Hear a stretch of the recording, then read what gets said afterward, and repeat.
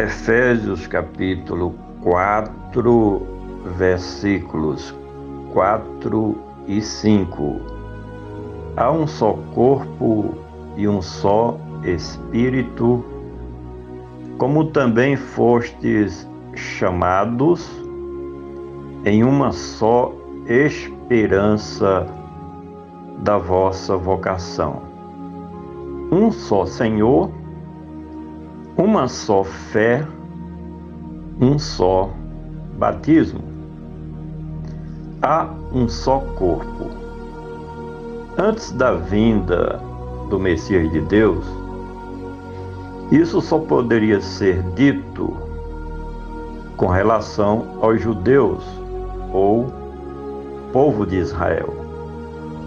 Mas, com a manifestação do Deus homem, o Emanuel, Jesus de Nazaré, o Cristo de Deus, isso também pode ser dito com relação aos gentios. O escritor está falando a respeito da igreja remida de Cristo Jesus, composta de judeus e gentios convertidos ao verdadeiro cristianismo. Cada um dos que fazem parte da Igreja de Cristo é membro do seu corpo, enquanto que Cristo Jesus é a cabeça de todo o seu corpo e de todo o seu rebanho. Este é o mistério de Deus revelado em Cristo Jesus. Há um só corpo e um só Espírito. Mais uma vez, o autor coloca no texto de sua carta a palavra Espírito começando com letra maiúscula. E isso ele faz porque se reporta sobre o Espírito Santo de Deus. No tempo da velha dispensação da lei, Deus, o Pai, prometeu que no tempo determinado por Ele, derramaria do seu Espírito Santo sobre os seus servos e as suas servas. Quando o Senhor Jesus exerceu seu ministério, Ele confirmou esta mesma promessa, dizendo que quando Ele fosse para o Pai, enviaria o Espírito Santo para a sua igreja.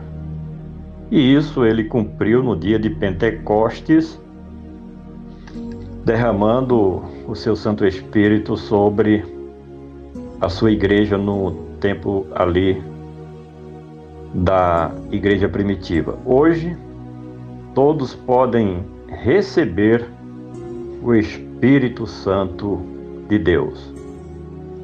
Há um só corpo e um só Espírito, como também fostes chamados.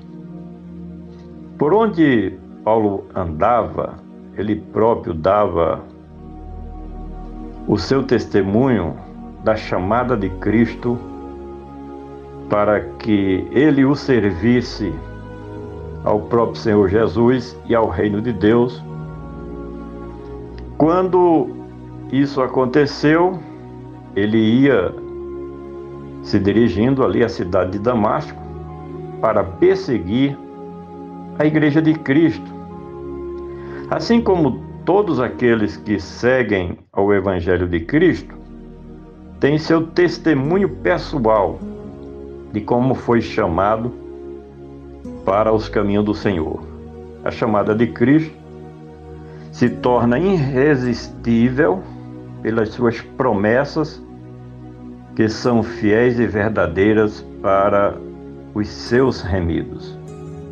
Há um só corpo e um só Espírito, como também fostes chamados em uma só esperança da vossa vocação.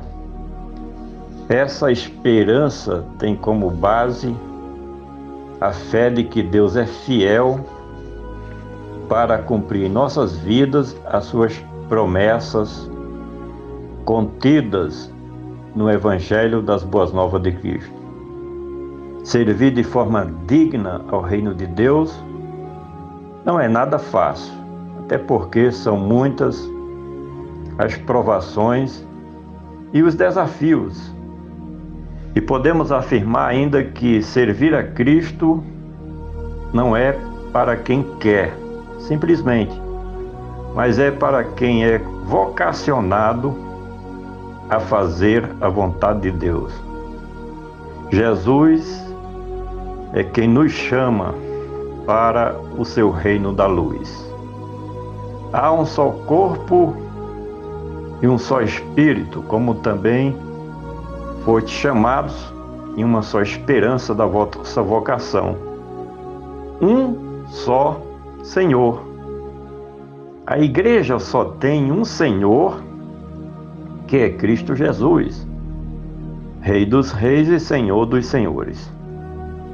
Na época em que Paulo pregava o Evangelho da Verdade, ele se deparava com muitas regiões em que cada cidade, cada país tinha a sua própria religião politeísta, ou seja, com os seus adeptos servindo e adorando aos ídolos e às imagens de escultura.